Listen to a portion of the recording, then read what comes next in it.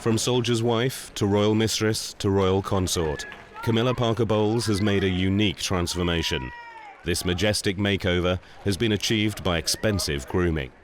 Cosmetic dentistry, Botox injections, and even a facelift have been rumoured. Dowdy country clothes have been banished and replaced by sleek new outfits. Couture houses such as Valentino and Versace now clothe the mature figure so loved by the Prince of Wales.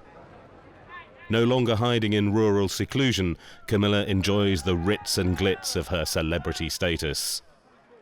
Plays and premieres, grand dinners and parties, lavish holidays and suites in royal homes fill the life of the best-kept woman in Britain. Camilla was carefully repackaged and presented to the public as a wife-in-waiting.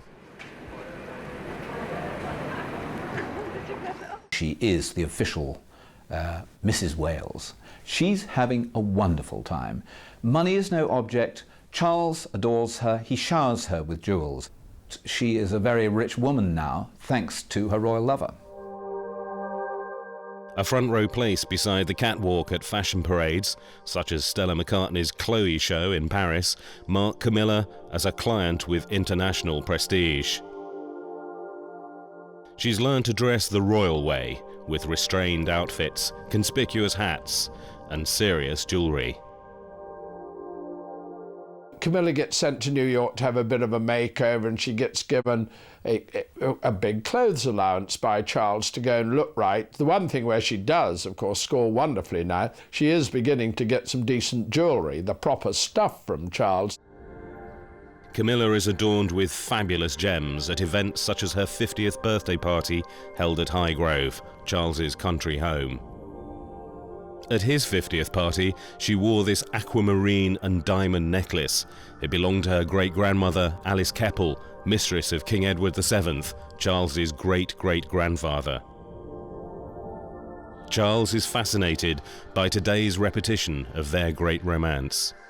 He goes out of his way to find jewellery which belonged to her great-grandmother, Alice Keppel. He wants to revisit history, and what he's done is gone out of his way to try and find all the jewellery which King Edward VII gave to Alice Keppel and give it back to Camilla. Now, you can call it sentimental, or you can call it what you want. Some would call it expensive. Charles learnt that a well-kept mistress can cost as much as a wife. Camilla wears clothes from Versace, one of Diana's favourite fashion labels. The princess wore a Versace gown in Chicago in 1996. Tall, slim and elegant, she was an iconic style setter. Glamour gowns are less suited to the more matronly figure, as Camilla has discovered.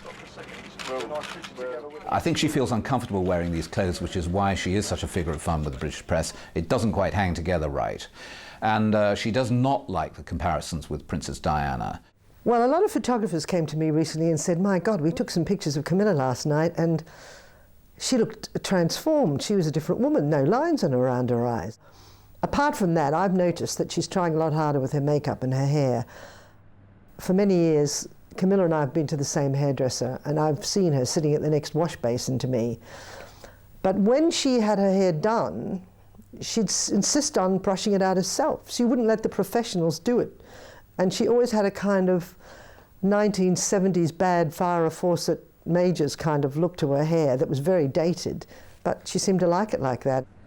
That seems to have changed. It's a bit more slick, it's a bit more polished, a bit more professional nowadays, so she's certainly trying harder. And one reason for that, so I'm told, could be that she's worried about hanging on to her prince, and she's trying very hard to look the part and to keep him. Luxurious holidays, courtesy of wealthy friends with sumptuous villas and palatial yachts, have a certain appeal. A Greek islands cruise on the mega yacht Alexander cost $90,000 a day, but it's free to Charles, Camilla and their guests. There are Charles's residences to enjoy.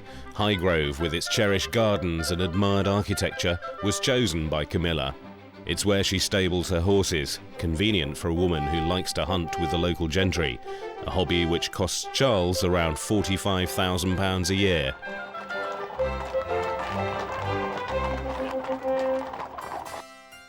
On the Queen's Balmoral estate in Scotland, there is Birkhall, once the Queen Mother's home.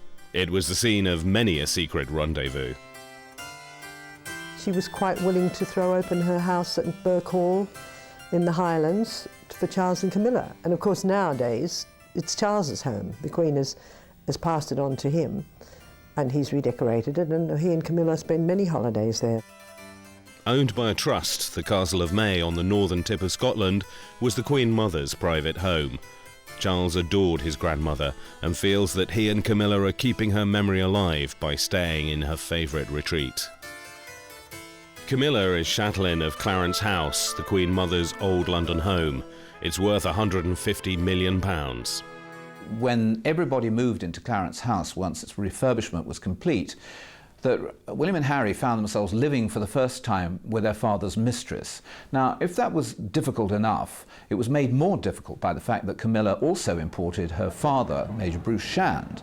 And so suddenly there are people that they don't really know terribly well, and they're supposed to share a roof with them. And I think both William and Harry found that a very uncomfortable experience. Mark Bolland, who has since left the Prince's household for a media relations career, also served Camilla.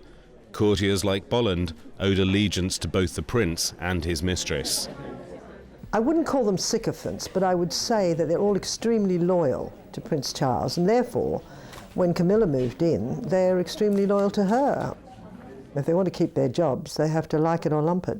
Being a royal courtier is pretty much a lick-spittle job. You know, you tug your forelock to the boss, and if the boss has got a new girlfriend, then you go along with whatever the girlfriend says. Whatever they feel privately, she's part of the management team now, and they have to work to her as well as work to Prince Charles. It's a wonderful life for a woman who lives like a queen, but has few duties, except taking over Charles's splendid homes. Camilla is now running the royal show. She's in charge of 3 royal residences, Clarence House, the main royal residence, Birkhall, the Scottish residence, and Highgrove, which you must remember is the house that she chose for Prince Charles, not Prince Charles choosing for himself. She had a very strong say in the way that the houses were refurbished. She oversaw the way that the gardens were reorganised, and she really runs the everyday business of all the royal palaces on Prince Charles's behalf. She's a very powerful figure in that way, and although we don't see very much of her in public at the moment, you mustn't underestimate the power which she wields, both over the Prince of Wales and the Prince of Wales's staff and households. Camilla's own home, Raymill House, was bought after her divorce in 1995. Smaller and less imposing than Highgrove a few miles away, the house was redecorated and the gardens maintained to exacting standards, with costs met by Charles. Members of his close circle helped to buy the property. When she wanted to buy her country home in Wiltshire, a group of Prince Charles's friends raised the money for the mortgage, and so they kind of bailed her out. Apart from the upkeep of the 17-acre estate, Charles also pays for Camilla's security system. He provides her with highly trained bodyguards to protect her from harm. In 1997, Camilla had a minor accident on the winding roads leading to Highgrove. Charles pays all her motoring costs. Certainly now, her clothes, her running expenses, her car, the 2 former police people who look after her, chauffeur her around and act as her protection officers, they're all paid for by Prince Charles. Camilla undertakes some low-key charity work. She became a patron of the Wiltshire Bobby Vans Appeal, a scheme which provides voluntary home security. In 2004, she joined Prince Charles on a public engagement for the appeal. Her sister, Annabel Elliot, came to see the couple's fundraising attempt. They were warmly received in a county which is home territory for Camilla, a shrewd way of guaranteeing public approval for their relationship. One onlooker told the press, "It's nice to see them together. They've got a life to lead, haven't they? I don't see why not. We can't all live in the past." But this campaign to launch Camilla as a charity queen has had to proceed with caution. If she did take on more charity work, she might be accused of following it or trying to follow in Diana's footsteps. But the problem is she's not very good. Her biographer, Christopher Wilson, described it to me like this. He said, she's great one-to-one, but she's no good with a crowd. The difficulty for Camilla is she's uneasy in the presence of the British public. Diana had a wonderful magnetic charm which made everybody feel better once they'd spoken to her or met her, and so it made her an absolute natural going out on the charity circuit, raising money and raising awareness. Camilla just doesn't have that common touch, and as a result she has stayed away from the one vehicle which could bring her in contact with the British public and allow the British public to assess for themselves whether this woman who lives with the Prince of Wales is worthy of their support. In 1997, Camilla became a patron of the National Osteoporosis Society. Although she had a personal interest in the bone-thinning disease, the charity was a useful launching point for a more public role. Posing with British celebrities to raise the charity's profile also served to enhance her own. She became president of the society in 2001. Her self-assurance grew quickly as she took on more engagements. In 2002, she attended the Society's book launch. What's so special about this little book of calm? Well, I think anybody who's very interested in osteoporosis should read it. It's very cheap, it's very good reading, and it'll tell you all about it. Why are you particularly interested in it? My mother died of it. Thank you. Acting as an ambassador for the Society, she attended the World Congress on Osteoporosis in Lisbon, opened by Queen Rania of Jordan. Camilla made a speech. My family knew nothing about osteoporosis. The local GP was kind and sympathetic, but he, like us, was able to do little to alleviate the terrible pain my mother suffered so stoically. We watched in horror as she quite literally shrunk in front of our eyes. Camilla took her place with confidence at this round table of international women's leaders. She had begun to perform like a royal. A walk with the Prince in Green Park near Buckingham Palace was another milestone in Operation Camilla, the carefully orchestrated campaign by Charles's spin doctors to gain acceptance for the couple. Charles and Camilla met on the polo field at Smith's Lawn near Windsor in 1971. Charles began a lifetime romance with Camilla, but she was already in love with another polo player, Charles's friend, handsome Guards officer Andrew Parker Bowles. He had quite a collection of female admirers. After a brief affair with Charles, Camilla married Andrew. She was not aristocratic enough to be Princess of Wales, and Charles was committed to a naval career. Her marriage did not end the royal liaison. On leave from the Navy, Charles would meet Camilla at Hall Place, the home of her grandmother. Camilla helped him choose a wife to provide heirs to the throne. Lady Diana Spencer was ideally suited. Lady Diana. Announcement soon. Lady Diana. Lady Diana. We thought it was going to be an announcement on his 32nd birthday, but there wasn't, and he told reporters yesterday that it may be coming soon. Have you any comment to make about that? Lady Diana. No comment all round. Did you have a good weekend, though? It's work there. Okay. The engagement was finally announced in February 1981, shortly before Charles left for a trip to Australia. Minutes before these pictures, Charles had taken an intimate call from Camilla. His teenage fiancée knew and was left fighting back the tears. She was crying at the airport because she knew instinctively that this wasn't going well, that Charles still was obsessing about Camilla. He thought about her. We saw later, of course, in the royal honeymoon, that the cufflinks and the photographs of Camilla which fell out of his pocketbook. These are things that she knew instinctively already, that his mind and thoughts were with Camilla and not with her, his future wife. Charles stayed on the remote ranch in Queensland of his old polo trainer Sinclair Hill. He didn't contact Diana, but kept in touch with Camilla. From Sinclair Hill's home, the Prince's phone calls to a woman were secretly recorded, and the bugged love tapes passed to the press, who naturally assumed that the mystery female was Diana. I think it must have been a double blow for Diana, because already there had been the Royal Train incident when it was suggested that Diana had spent the night on the Royal Train with Charles. In fact, we now know it was Camilla Parker Bowles. Now, this new blow, she is just a moment away from actually getting married to Prince Charles, and she discovers that he's been making private telephone calls which have been bugged. They're supposed to be to Diana, but in fact, they're to Camilla.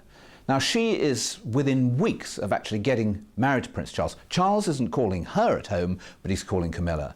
Can you imagine what was going on in her mind? Later, Diana called her wedding day the most emotionally confusing day of my life. Camilla had been in St Paul's Cathedral as Diana and Charles exchanged their wedding vows.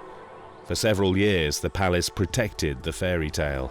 When the palace deceived the British public and the media about the state of the marriage of Charles and Diana and the fact that Camilla was involved, they always operate at the palace a defensive public relations system, not an offensive one. So they were trying to protect his reputation. And a lot of people were fooled for a long time, myself included. I thought that he's far too noble a person to be unfaithful to his wife and betray his marriage vows. But he said, "Do you expect me to be the first Prince of Wales doesn't have a mistress?" Leading the guard of honour for the carriage taking the couple to their honeymoon was Camilla's husband, Andrew Parker Bowles. A page at the Queen's coronation, he was now a lieutenant colonel with the Household Cavalry. Interviewed that day, he described Charles as a marvellous leader and a marvellous man.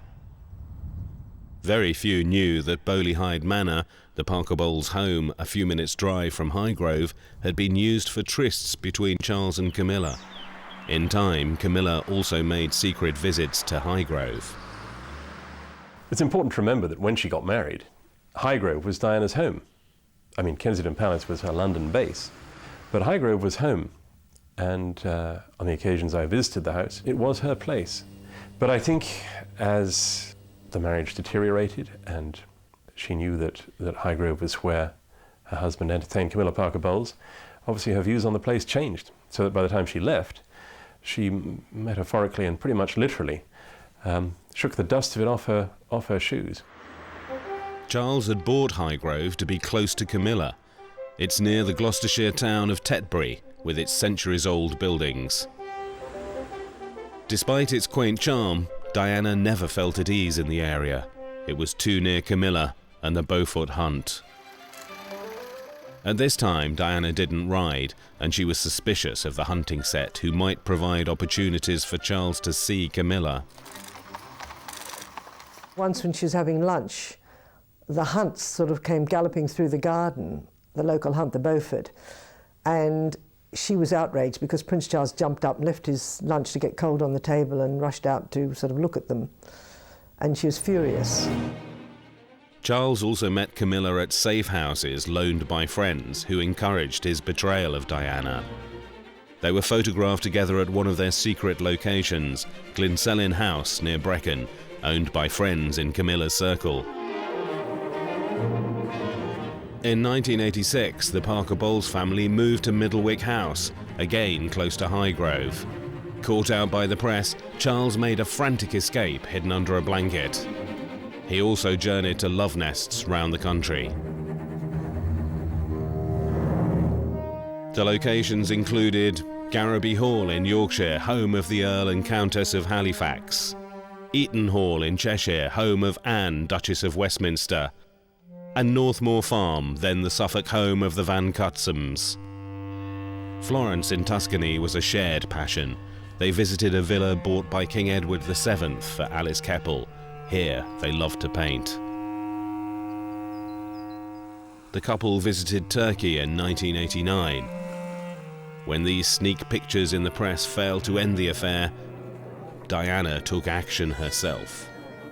Prince Charles really believed that he could manage his love life. He could keep Camilla in one compartment and Diana in the other, and he was appalled when he was invited by Lady Annabel Goldsmith to her house, Ormley Lodge, to go to a birthday party, to discover that Diana, who had also been invited, was actually going to come. Surprisingly, the Prince of Wales didn't expect the princess to go, but she did, and I went with both the Prince and Princess of Wales. And he was appalled at the thought that the two women in his life were actually going to meet, and all his worst nightmares came true. Camilla and Charles had nipped off together. They were having a private conversation downstairs away from the main party. Within about an hour or so, I heard my voice being shouted from the hallway, and it was the princess, and she was rather distressed, and she said to me, "Ken, I can't find the Prince of Wales." So I said, "Well, you know, there's not much I can do." But, you know, why? She said, "Well, you know, I can't see Camilla either." So there was a sort of a rather serious tone that came, expression came across her face. She said, "Will you come and help me find them?" Finally, Diana cracked. She raced down the stairs. She confronted Camilla and said, "Leave my husband alone." Diana had control of that moment, and I think it must have been a wonderfully triumphant moment for her, because it was the only time during all the time that she was married to Prince Charles that she was ever able to confront Camilla and tell her to keep off her husband. I think when we were on tour in Egypt, Diana told me about confronting Camilla Parker Bowles at the Goldsmith party. And I mean, it didn't surprise me very much, because I knew the princess was a pretty feisty lady. And I was quite pleased on her behalf that she was confronting somebody who she felt was a very unwelcome intrusion in her life. Diana privately nicknamed Camilla the Rottweiler. Camilla called her Barbie, after the doll. Everyone in royal circles knew that Charles and Diana now lived separate lives. Charles played polo every summer, a hobby Diana disliked almost as much as hunting. In 1990, the prince broke his arm in a dangerous fall. Diana was with Charles when he left hospital, but this show was a deliberate smokescreen to conceal the true state of the marriage. They went home to Highgrove together, but Diana soon left its front door for London, and Camilla arrived by the back entrance to nurse the prince. The marriage entered a terminal stage, with Diana and Charles both using Highgrove at different times. Camilla took over every aspect of Charles's private life. She is a mother to Charles, she's a nanny, she's a nurse, she's a mistress, she's somebody who treats him as a little boy, which I think is what he wants half the time. I think she must be great in bed with him and looks after him in that department exceptionally well. This is a lady who just does everything for the Prince of Wales and doesn't actually ask for that much in return. To be fair, I don't think she's even asked him to marry her. In June 1992, a biography of Diana revealed her suicide attempts and an eating disorder caused by her anguish over Charles's closeness to Camilla. Her secret cooperation with author Andrew Morton betrayed her husband and the royal family. The couple were scarcely speaking as they performed their last foreign tour in Korea that November. Days later, the Prime Minister, John Major, made this historic announcement. It is announced from Buckingham Palace that, with regret, the Prince and Princess of Wales have decided to separate. 1993 began badly with Camilla Gate, a bugged, intimate phone call between Charles and Camilla. I can't bear a Sunday night without you. It's like that programme Start the Week. I can't start the week without you. Charles's advisors encouraged him to tell his version of events to biographer Jonathan Dimbleby. On television, he admitted adultery with Camilla. She was exposed to public censure. Whenever there's a crisis, the royal family has one rule and one rule only, and that is don't do anything. And when the Camilla Gate tapes were published, when Andrew Morton's book exposing Charles's long affair with Camilla was published, Prince Charles did nothing.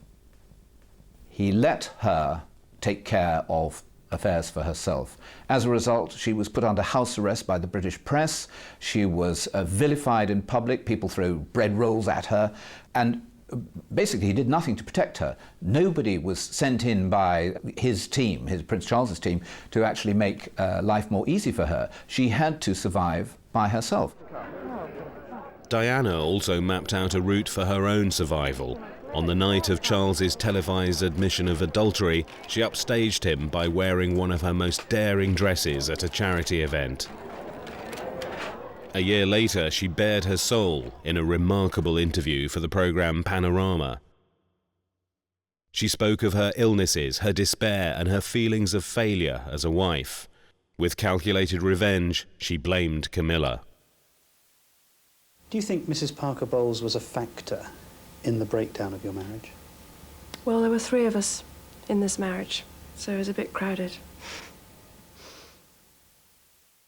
Famously, Diana said that there were 3 in her marriage, by which I guess she was referring to Camilla Parker Bowles. And it's a fair bet that if there had only been 2 in the marriage, then it would have been easier for those 2 to do what was, after all, their duty constitutionally, which was to stay married. I think that's sometimes forgotten, that fairy tale wedding in St. Paul's in 1981 was the Windsor dynasty's best bet for long-term survival. And the fact that didn't work, for whatever reason, whether it was Camilla Parker Bowles or anything else, is the gravest, most dangerous threat to the long-term future of the dynasty. Camilla and Andrew Parker Bowles were divorced in early 1995, a few months after Charles's admission of adultery. Andrew had been embarrassed by his longtime friend and fellow army officer. Camilla remained silent. When Camilla got divorced from Andrew Parker Bowles, the only reason that happened was 100% Prince Charles's fault. It would never have happened if he hadn't humiliated Andrew Parker Bowles by going on television. He admitted that he'd been unfaithful. 3 days later, it was as quick as that, Andrew then said a divorce has to go ahead. In fact, he behaved very well. He became the guilty party. It was very old-fashioned, and he took all the blame, and I think she divorced him. But that would never have happened if the Prince of Wales hadn't made that ridiculous admission to Dimbleby.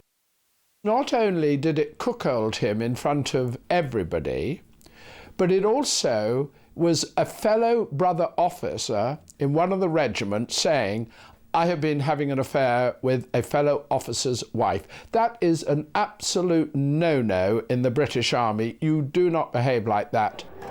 Andrew, who had retired from the army on a pension, remarried. His second wife, Rose, took Camilla's place at society events, such as Ascot, each summer. The divorce cleared the way for Camilla's second marriage. Charles, who'd been having this wonderfully illicit affair, which went on for years and years and years, was in the position where he had to make an honest woman out of Camilla. Now, it may be that after all these years they've been together, he was actually tiring of her. And we may see that today that they live in Clarence House, but living separate lives. Who knows? But what I do know is that Charles forced this divorce, and he ended up with Camilla, whether he wanted her or not. Camilla's children, Tom and Laura, were affected by their mother's affair with Prince Charles. Tom was so embarrassed by other boys' teasing that at one stage he changed his surname to Bowles. He also turned to drugs and was caught out amid unrestrained publicity. Charles had to distance himself and his boys from his lover's son. One of the great disasters of the Camilla campaign, the campaign to try and make her more acceptable to the British public, was to try and join together the Parker Bowles family and the House of Windsor family, the children of Camilla and the children of Prince Charles. And the spin doctors were trying terribly hard to make this look like one nuclear family. But in fact, it was never going to work. Prince William and Prince Harry are remarkably suspicious of the whole Parker Bowles ethos, and they wanted to maintain their distance. Parker Bowles is a valuable brand name. Tom, who once sold wax jackets in Harrods, has reinvented himself as a cookery writer. Charles and Camilla's friend Emily Van Cutsem fell out with them over Tom's influence on the young princes. The feud was exposed when her son Edward married Lady Tamara Grosvenor, daughter of the Duke of Westminster.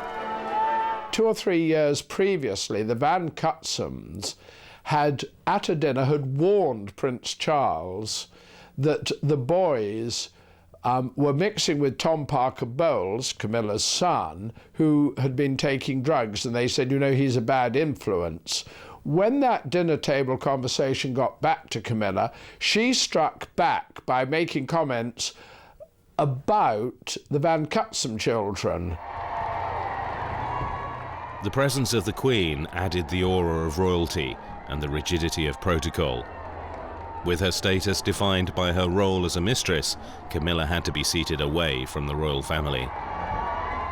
She knew that she wouldn't be sitting with Charles, but when she read in the papers, nobody had the courtesy to tell her this, that she was not only not going to be sitting with Charles, but she'd be sitting over the other side of the church, somewhere at the back, I think she felt a bit piqued. We've got a royal mistress whose status and position is still very ambivalent. And of course the whole pond is made muddier because there are so many people stirring away in it. Charles faced a dilemma. If he attended, Camilla would be effectively snubbed. If he stayed away, he could be accused of letting down the bridal couple and their families. It became the war of the wedding, and Camilla won. For the first time since I can almost remember, the Prince of Wales actually stood up and got counted and showed some real fighting venom in favour of Camilla. And for the first time, Charles said, obviously, fine, I don't like this either. I'm going to find a good reason not to go to this wedding. Charles seems to have learnt nothing in the sphere of public relations. He doesn't know about damage limitation. He doesn't know how to see a problem that's coming down the road and take avoiding action. And in the Van Cutsum wedding, we see a royal piece of machinery which doesn't work. During the Queen's Golden Jubilee celebrations in 2002, an open-air pop concert was held in the grounds of Buckingham Palace. Most members of the royal family attended. In the row behind the princes, Camilla sat with her friends Angus Ogilvy and his wife Princess Alexandra, the Queen's cousin. When Angus sadly died of cancer in 2004, Camilla was not allowed to be near the royal family at his funeral. Things were different in King Edward VII's day. Most of the aristocracy knew about Alice Keppel, but the public were kept in ignorance. Her identity was not disclosed by the deferential press of the time. The British press still kept a king's secrets in 1936. Edward VIII's romance with twice-divorced Wallis Simpson was unknown until he abdicated, and they went into exile. But the world knew too much about Camilla's role in the breakdown of Charles's marriage to let her be forgotten. The problem is that he now cannot dump or ditch Camilla because he's gone too far down the Camilla road to have made all that unhappiness and created so much misery for the monarchy, for Diana, for his children, for everybody, for her sake. He now has to stick with her. It's almost like Edward and Mrs. Simpson back in the 1930s. He couldn't drop her. I mean, he didn't appear to want to, but it's a situation whereby he's made his bed, he has to lie in it. It's almost like the famous saying that, you know, when you marry the mistress, you create a vacancy. And I've always felt that Prince Charles was a natural bachelor. I remember the days before he was married, and I thought, he doesn't need a wife. He's got housekeepers galore, he's got valets, he's got, you know, butlers, he's got everything that a normal man needs to run his household. A wife was just an accessory. What he really needed was a mistress. Another contender for that role was blonde Australian-born Lady Tryon, married to another of Charles's friends. Nicknamed Kanga by Charles, she ran a smart dress shop in London. She was injured in a fall and confined to a wheelchair and died shortly after Diana in 1997. Before her death, she recalled her friendship with Charles. Just because he happens to be Prince of Wales doesn't mean he's any different from lots of other friends, and I love my friends, and I love him a lot. But it's a very different thing saying you're in love with someone than that you love them. And my friends have been a wonderful, wonderful support. After their parents' separation, William and Harry were given a young nanny, Tiggy Legg Burke, a daughter of a courtier. Her family were respected Welsh landowners, and Charles often stayed on the family's Glanwsk estate. Both Diana and Camilla were jealous of Tiggy's easy relationship with Charles. This led to rumours that despite his reliance on Camilla, Charles still had a roving eye. Camilla seems to be the kind of nanny that he had when he was a small boy and that nurtured him, and the person he ran to when he was upset. And she sort of replaced the mother that he never really had because his mother was too busy running the country or reigning. And I think he's now old enough to feel a bit trapped by that. He has had friendships in inverted commas, with other ladies. And maybe they were when Camilla wasn't available, who knows, but he certainly has had other friendships.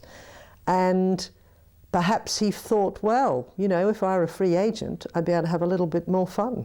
Camilla, how do you feel in Chile? Think that is what it goes. Camilla's reputation preceded her. When her old friend Lucia Santa Cruz invited her to a home in Chile, Camilla received the frenzied paparazzi treatment once endured by Diana. There is a profit in pictures of Camilla, and those who take them sometimes get closer than she would wish. The strain on her was evident, but by taking bodyguards paid by Charles to protect her, Camilla will avoid this ordeal in future. Being the prince's companion meant that she was never really free from press attention, even on a night out at the London Ritz with her elderly father, Major Bruce Shand. Sometimes she welcomed organised publicity as part of the strategy to gain public acceptance. But eating a sausage could be risky for the image if there was a photographer around. I think the British press love to have a bit of a laugh at Camilla. She doesn't quite have it. They have a wonderful time making jokes about how she doesn't quite carry it off. Camilla feels at ease with the hunting set, which Diana disliked. She's at her most confident on horseback and can even joke with the press. My bullwhip patch in a minute. Do the press treat her well? I don't think Camilla gets a particularly fair press, but once she came into that firing line, she's always going to get shot at. I mean, it's a bit of a nightmare for any woman, least of all Camilla, to be permanently compared on the looks front with Diana. I mean, most women, even supermodels, sort of suffered a bit when, in comparison to Diana. You know, I don't think that worries Camilla particularly. I don't think it worries Charles. I think Charles has always found Camilla infinitely more attractive to behold than Diana. Okay, very strange, but love is blind, isn't it? Hunting, a country pursuit she shares with Charles, is one of the passions which unite them. However beautiful and accomplished an ambassador for Britain, Diana could not retain her husband's love. Charles preferred the woman who presented no threat to his fragile ego. His wife was simply too popular. But were the underlying cultural differences between Charles and Diana too wide?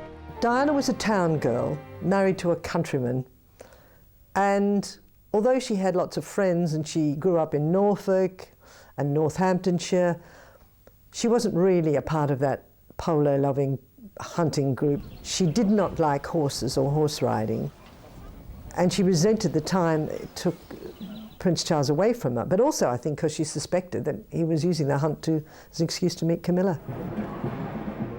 William and Harry had to cope with the complexity of their parents' separation and divorce, and with the adverse publicity surrounding it.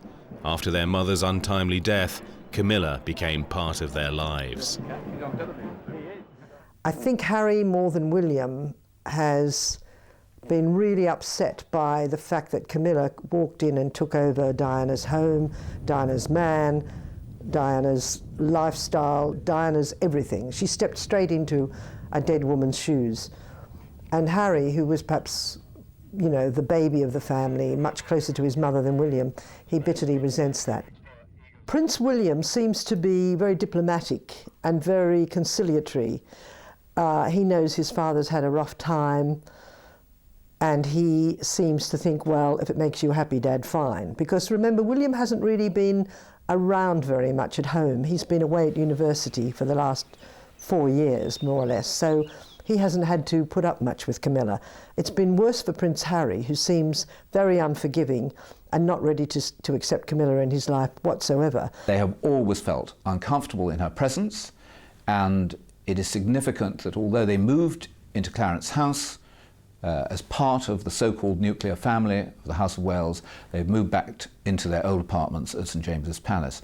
They just don't want to be close to Camilla. The couple considered marrying in Scotland to sidestep any difficulties presented by the Church of England, of which Charles will be supreme governor. Charles's divorced sister Anne married Tim Lawrence at Balmoral under easier Church of Scotland rules in 1992. For Charles, a compromise was reached. The Church has had a very significant role in forcing Charles's hand in marriage. They have been very uncomfortable for a long time to see Charles and Camilla living, as they see it, in sin. The difficulty they faced is that the Church is split over this. The evangelical side of it really believes that Charles is beyond the pale and can never really hold any responsible role within the Church of England, and so they don't want to see a marriage at all. The pragmatist side of the Church of England wants to see this problem solved, and in the end it was the pragmatists who won. Camilla was carefully positioned during the Jubilee pop concert in Buckingham Palace Gardens. Not allowed to sit beside Charles and his sons, she was kept well away from the Queen, who simply ignored her. I've no idea what the Queen thinks of Camilla Parker Bowles, and very, very few people do have an accurate idea of what the Queen thinks of Camilla Parker Bowles. I think it's quite eloquent that the Queen has obviously been at some pains to distance herself from the Prince's mistress, despite complicated and expensive attempts by the Prince to manipulate the media in Camilla's favour. People don't yet regard her as somebody they want to see on the balcony of Buckingham Palace one day. They may never think that she's a suitable person to do that.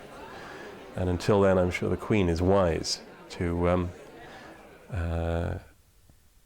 leave her own views tantalisingly unspecific. As head of state and supreme governor of the Church of England, the Queen is always conscious of the example she sets. For years she has kept a delicate balance, knowing that Charles's adultery with Camilla could easily impact on her own standing and popularity.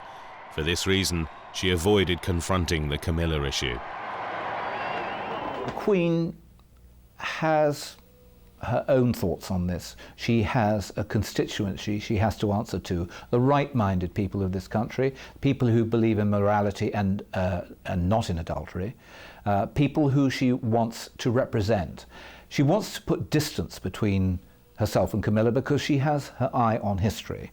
She believes that she is now contending with Queen Victoria to be the great sovereign of this nation, and she doesn't want anything to taint that history when it is written.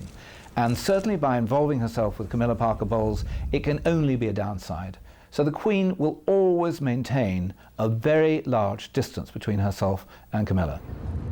Charles told the Queen that Camilla is the one non-negotiable area of his life. He made public appearances with Camilla, which put the Queen in a difficult position. We can see over the period of the last 3 or 4 years that she's been snookered more than once. She has been pushed by Prince Charles and his courtiers into doing things that she would prefer not to do. The Queen does not accept Camilla Parker Bowles, and that is a problem for the future. The plan is for Camilla to be Her Royal Highness the Duchess of Cornwall while the Queen is alive, and princess consort when Charles becomes king. This is an apparent contravention of English law, but it leaves the door open for her to become a queen consort. While Charles is living with Camilla and they're married in all but name, that doesn't seem to matter much to people, to the British public at large anyway. They sort of think, oh, well, he deserves a bit of happiness. But at the same time, if you question them and say, would you like Camilla to be queen, they get horrified. The fact is that she's automatically queen. That's it. That's the law of the land here, that a woman takes on the rights and titles of her husband. Edward VIII was forced to choose between the throne and Wallis Simpson. His Prime Minister, Stanley Baldwin, warned him, in the choice of a queen, the voice of the people must be heard. He chose abdication and married Mrs. Simpson at the Château de Condé in France, but she was denied the title Her Royal Highness. As Duke and Duchess of Windsor, they spent the rest of their lives in exile. Charles has pursued a high-risk strategy to keep the throne and the woman he loves. The divorced and widowed prince looks poignantly alone on his solo engagements. He will be happier with Camilla at his side, but could her presence damage the monarchy, which still depends on public acceptance in Britain and in the Commonwealth countries? Speculation will continue over the constitutional problems raised by the royal marriage. Reactions to Camilla show divisions of national opinion. Some feel that Charles has put Camilla before his duty and should surrender his rights to the throne. The Queen, too, is concerned over Charles's ability to ensure the survival of the monarchy. She believes that the monarchy is only as strong as the weakest link. And right now, Prince Charles certainly looks like the weakest link. He seems to have sacrificed everything. I mean, at one stage we all thought, you can have either Camilla or the crown, but you can't have both. Well, he sort of said, no, I'm going to have both.